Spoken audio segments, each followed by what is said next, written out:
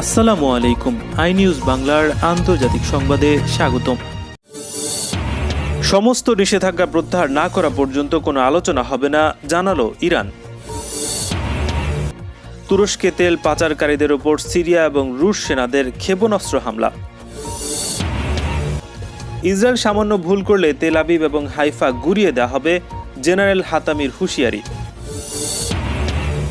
মিয়ানমারের সঙ্গে সামরিক সম্পর্ক ছিন্ন করল অস্ট্রেলিয়া।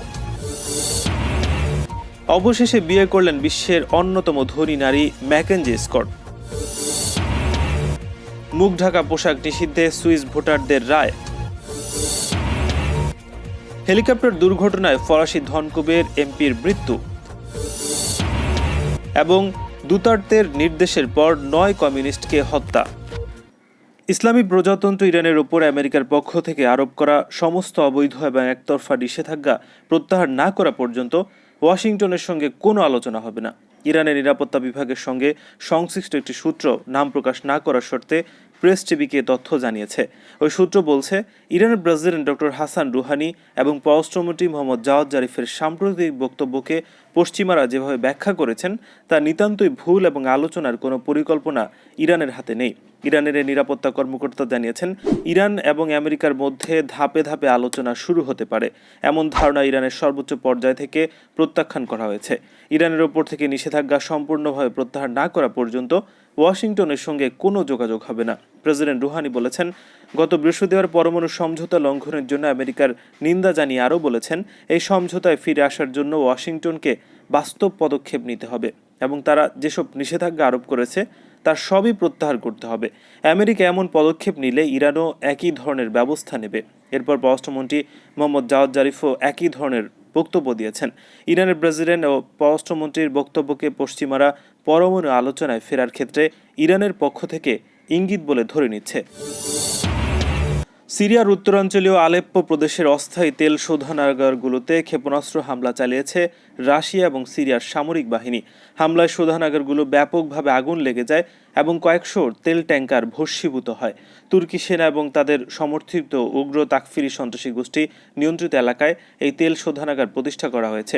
নাম প্রকাশ না করার শর্তে স্থানীয় কয়েকটি সূত্র জানিয়েছে, যুদ্ধজাহাজ থেকে রাশিয়া এবং সিরিয়ার সেনারা তেল শোধনাগারের ওপর হামলা চালায়। আল বাব এবং বারবুস শহরে তেল শোধনাগারগুলো অবস্থিত। সূত্রগুলো আরও জানিয়েছে, তুর্কি সমর্থিত তাকফিরি সন্ত্রাসীরা যখন তেল পাচারের জন্য কয়েকশো ট্রাক ভর্তি করেছিল তখন তাতে হামলা চালানো হয়। সূত্রগুলোর দেয়া তথ্য অনুযায়ী ক্ষেপণাস্ত্র হামলার পর প্রায় 400 তেল ট্যাঙ্কারে আগুন ধরে যায়। ব্রিটেন ভিত্তিক কথিত মানবাধিকার সংস্থা Syrian observatory for human rights গত শনিবার জানিয়েছে, তারা 4 জনের মৃত্যুর খবর নথিভুক্ত করেছে। এ ঘটনায় আরও 24 জন আহত, অনেকেই পুড়ে গেছে। ইসলামী প্রজাতন্ত্র ইরানের পরমাণু স্থাপনায় সম্ভাব্য সামরিক হামলার জন্য তেল আবিব তার পরিকল্পনা হালনাগাদ করছে বলে ইহুদিবাদী ইসরায়েলের যুদ্ধমন্ত্রী বেনি গান্ত যে ভাগাড়ম্বর করেছেন তার কড়া জবাব দিয়েছে তেহরান। ইরানের প্রতিরক্ষামন্ত্রী ব্রিগেডিয়ার জেনারেল আমির হাতামি বলেছেন, দখলদার ইসরায়েলের শাসক গোষ্ঠী কোনো সামান্যতম ভুল করলে তেল আবিব এবং হাইফ শহর গুড়িয়ে দেওয়া হবে। জেনারেল হাতামি রোববার ইসরায়েলকে উদ্দেশ্য করে বলেছেন, মাঝে মাঝে তারা এমন কিছু বলে যা তাদের জন্য কঠিন এবং এসব হুমকি ধমকির মাধ্যমে এটা স্পষ্ট যে তারা চরম হতাশাগ্রস্ত। ইরানের সর্বোচ্চ নেতা আয়াতুল্লাহ উজমা খামেনি অনেক বছর আগে ইহুদিবাদীদের সমুচিত জবাব দিয়েছিলেন। তিনি বলেছিলেন যে ইহুদিবাদী ইসরায়েল আমাদের প্রধান শত্রু নয়, এমনকি ইরানের সঙ্গে শত্রুতা বজায় রাখার ন্যূনতম যোগ্যতা তাদের নেই। ইহুদিবাদী শাসক গোষ্ঠী ভালো করেই জানে এবং তারা যদি না জেনে থাকে তাহলে তাদের অবশ্যই জেনে রাখা উচিত যে তারা সামান্যতম ভুল করলে তেল আবিব এবং হাইফা শহর মাটির সঙ্গে গুড়িয়ে দেওয়া হবে। জেনারেল হাতামি আরও বলেছেন, ইরানের সেনাবাহিনীর সর্বাধিনায়কের আদেশ অত্যন্ত সতর্কতার সঙ্গে কার্যকর করা হয়েছে এবং এটি একটি নীল নকশায় রূপান্তরিত হয়েছে। সর্বোচ্চ নেতার সামান্য ইঙ্গিতেই তা বাস্তবায়ন করা হবে।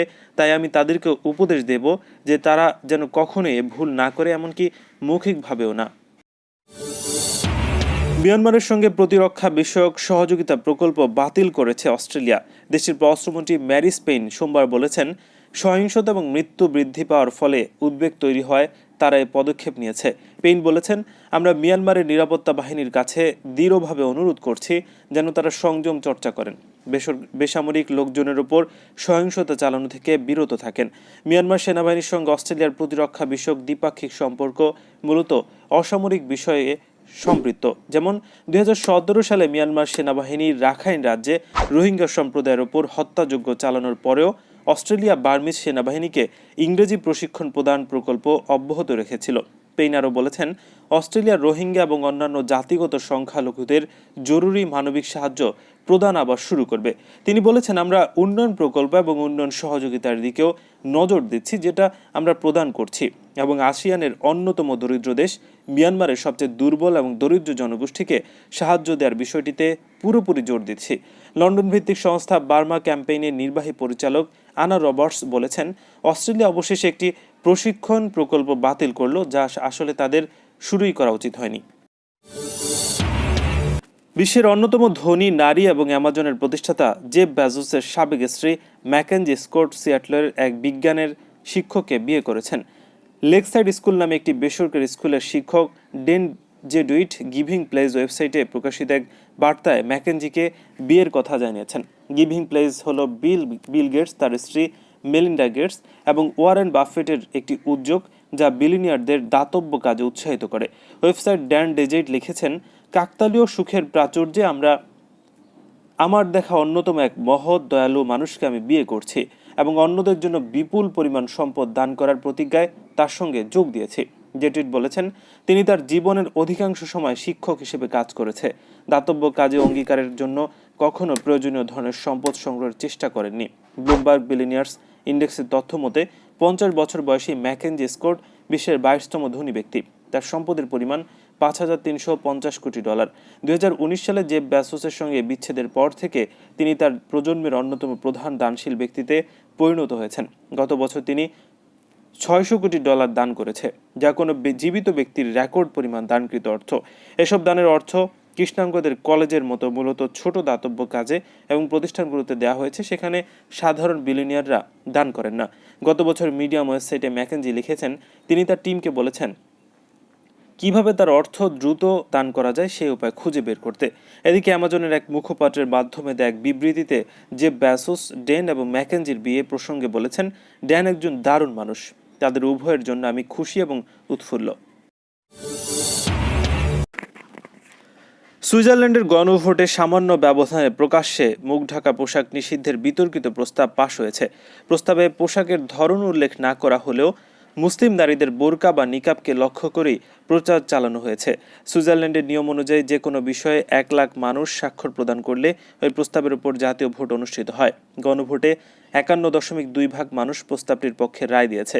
তবে দেশটির 26 ক্যান্টনের 6টিতে বেশিরভাগ মানুষ এই প্রস্তাব সমর্থন করেনি। এই 6 ক্যান্টনের মধ্যে রয়েছে দেশটির সবচেয়ে বড় 3 শহর জুরিখ, জেনেভা এবং বাসেল। এছাড়া রাজধানী বার্নের বেশিরভাগ মানুষও ছিলেন বিপক্ষে। প্রস্তাব অনুযায়ী কোনো ব্যক্তি জনসম্মুখে মুখ ঢেকে রাখতে পারবেন না। রেস্টুরেন্ট, স্টেডিয়াম, গণপরিবহন এমনকি রাস্তায় হাঁটার ক্ষেত্রেও মুখ আবৃত করে এমন পোশাক পরা যাবে না। তবে ধর্মীয় উপাসনালয়, নিরাপত্তা এবং স্বাস্থ্যগত কারণে এই নিয়ম প্রযোজ্য হবে না। অর্থাৎ করোনা থেকে রক্ষায় মাস্ক পরতে কোনো সমস্যা নেই, তবে প্রার্থনা স্থলে এই নিয়মের ছাড় দেওয়া হবে। এরই মধ্যে দেশটির 2টি অঞ্চলে নিয়মটি কার্যকর রয়েছে। সেটি সারা দেশের প্রযোজ্য হবে কিনা এ বিষয়ে রোববার ভোটাভুটি হয়েছে। ফ্রান্স, বেলজিয়াম, নেদারল্যান্ড সহ ইউরোপের কয়েকটি দেশে একই ধরনের নিষেধাজ্ঞা কার্যকর রয়েছে। সুইজারল্যান্ডে এই প্রস্তাবের কোথাও বোরকা, নিকাবের কথা আলাদা করে বলা হয়নি, তবে এর পক্ষের রাজনৈতিক প্রচারে মুসলিম নারীদের পোশাককেই সামনে আনা হয়েছে। সুইজারল্যান্ডের সংসদ সংখ্যাগরিষ্ঠ দল দ্য সুইস পিপলস পার্টির প্রস্তাবের পক্ষে জোরালো অবস্থান নেয়। তাদের বিলি করা একটি প্রচারপত্রে বোরকা পরা এক নারীর চিত্র ব্যবহার করে লেখা হয়েছে, ইসলাম উগ্রবাদ থামাও। কিন্তু বাস্তবতা হলো সুইজারল্যান্ডের সচরাচর বোরকা, নিকাব পরিহিত নারীদের তেমন একটা দেখা যায় না। তারপর এমন প্রস্তাব কেন উঠেছে সেটি নিয়ে রাজনৈতিক বিতর্ক আছে। এ বিষয়ে সুইস পিপলস পার্টির সদস্য যা লুক আডর বলেছেন, বোরখা পরা খুব বেশি নারী সুইজারল্যান্ডে নেই, সেটা সৌভাগ্যের। তার যুক্তি, কোনো বিদ্যমান সমস্যা নিয়ন্ত্রণের বাইরে যাওয়ার আগেই সমাধান করা উচিত। ফ্রান্সের উত্তর পশ্চিমাঞ্চলীয় এলাকায় হেলিকপ্টার বিধ্বস্ত হয়ে মারা গেছেন দেশটির ধনকুবের এমপি অলিভিয়ের ডাসাল্ট। রোববার স্থানীয় সময় সন্ধ্যায় নরম্যান্ডি এলাকায় এই দুর্ঘটনা ঘটে। অবকাশ যাপনের জন্য এই এলাকায় তার একটি বাড়ি রয়েছে। পুলিশ সূত্রের বরাত দিয়ে খবর জানিয়েছে ব্রিটিশ বার্তা সংস্থা বিবিসি। এই দুর্ঘটনায় পাইলটও নিহত হয়েছে। তারা দুজন ছাড়া হেলিকপ্টারটিতে আর কেউ ছিলেন না। ব্যক্তিগত একটি ল্যান্ডিং স্টেশন থেকে উড়াল দেওয়ার কিছুক্ষণের মধ্যেই সেটি দুর্ঘটনার কবলে পড়ে। ডাসাল্টের মৃত্যুতে শোক প্রকাশ করে ফরাসি প্রেসিডেন্ট ইমানুয়েল ম্যাক্রো বলেছেন, এই মৃত্যু দেশের জন্য বড় ক্ষতি। ডাসাল্টের বাবা সার্জ ডাসাল্ট ছিলেন ফ্রান্সের বিখ্যাত শিল্পপতি। তাদের মালিকানাধীন প্রতিষ্ঠানই বহুল পরিচিত রাফাল যুদ্ধ বিমানের প্রস্তুতকারক। লে ফিগারো নামের একটি পত্রিকারও মালিক তাদের পরিবার। 2002 সালে উত্তরাঞ্চলীয় এলাকা ওইসি থেকে ফরাসি পার্লামেন্টের নিম্নকক্ষের সদস্য নির্বাচিত হন অলিভিয়ের রাফাল। ফোর্বসের তথ্য অনুযায়ী এই ফরাসি এমপি প্রায় 7.3 বিলিয়ন মার্কিন ডলারের মালিক ছিলেন, যা তাকে বসিয়েছিল বিশ্বের ধনীদের তালিকার 361 নম্বরে। ডাসাল্ট 3 সন্তানের জনক ছিলেন। ফিলিপাইনের উত্তরাঞ্চলে পুলিশের সাম্প্রতিক ধরপাকড়ে অন্তত 9 আন্দোলনকর্মী নিহত হয়েছে। মাত্র দুদিন আগেই দেশের সব কমিউনিস্ট বিদ্রোহীদের হত্যা এবং নিঃশেষ করে দিতে সরকারি বাহিনীকে নির্দেশ দিয়েছিলেন দেশটির প্রেসিডেন্ট রদ্রিগো দুর্তাতে। রোববার কেন্দ্রীয় প্রদেশ মেট্রো ম্যানিলো সংলগ্ন 3টি প্রদেশ থেকে অন্তত 6 ব্যক্তিকে গ্রেফতার কথা জানিয়েছেন পুলিশ। এ সময় আরও 6 জন পালিয়ে যায় বলেও জানায় তারা। ফিলিপাইনের পুলিশ আরও জানিয়েছে, বিদ্রোহের অভিযোগে অন্তত 18 জনের বিরুদ্ধে গ্রেফতারি পরোয়ানা রয়েছে, যাদের মধ্যে কয়েকজন মারা গেছেন। তবে ওইসব ব্যক্তিকে হত্যা করা হয়েছে বলে অভিযোগ মানবাধিকার সংগঠনগুলোর। তাদের মধ্যে ক্যাভিট প্রদেশের শ্রমিক নেতা ইমানুয়েল ভ্যাসিওনো রয়েছেন বলে এক বিবৃতিতে দাবি করেছেন মৎস্যজীবীদের সংগঠন পামালকায়া। এদিকে ইউনিভার্সিটি অব দ্য ফিলিপিন্স এর ছাত্রদের প্রকাশনী ইউপিএলবি পারসপেক্টিভ জানিয়েছে, বাটাঙ্গাস প্রদেশ এক শ্রমিক সংগঠনকে দম্পতিকে হত্যা করা হয়েছে।